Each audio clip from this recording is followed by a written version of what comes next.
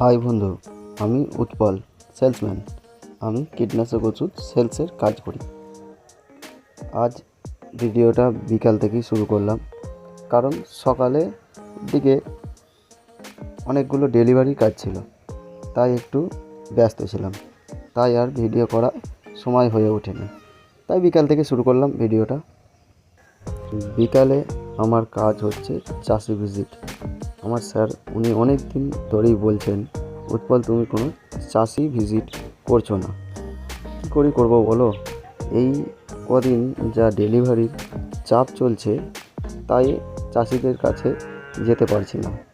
আজ বিকালে ডেলিভারি ছিল না, তাই আর বাড়িতে বসে না থেকে বেরিয়ে পড়লাম চাষিদের সাথে কথা বলতে, চাষিদের কী সমস্যা আছে সেটা জানার জন্য।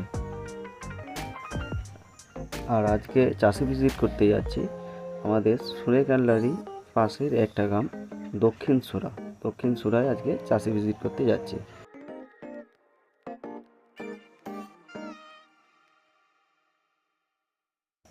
তো কথা বলতে বলতে চলেও এসেছি আজকে চাষি ভিজিট। আর চাষি ভিজিট করতে গিয়ে এই একটা বেগুন চাষি যার কাছে আমি আজকে এসেছি।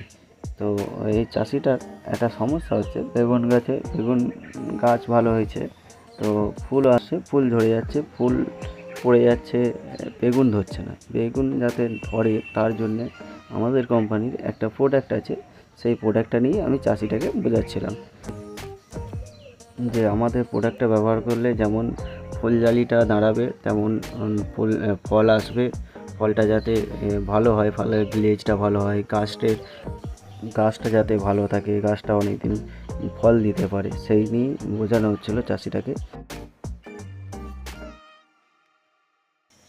দেখো, এই চাষিটার সাথে কথা বলতে বলতে পাশাপাশি আমি আর একটা চাষিকে পেয়ে গেছি, যার পটলের জমিতে একটু সাদামাছির সমস্যা আছে।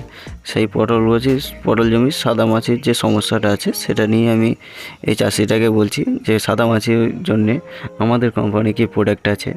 তো এখানটা আমার দেখা হয়ে গেছে। এখানটা দেখার পর আমি বললাম যে আরও অন্য কোনো জায়গা যদি থাকে এফেক্টিভ জায়গা, সেইগুলো আমি একটু দেখব।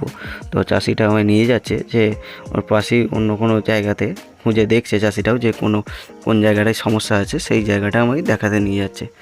তো এইখানটাও একটুখানি জায়গাটায় সাদামাছির একটু সমস্যা আছে গাছটায়। তো পুরো জমিটাতেই সাদামাছির একটা ভালোই সমস্যা আছে জমিটাতে। তো আমাদের কোম্পানির প্রোডাক্ট নিয়ে আমি এই চাষিটার সাথেও কথা বলবো।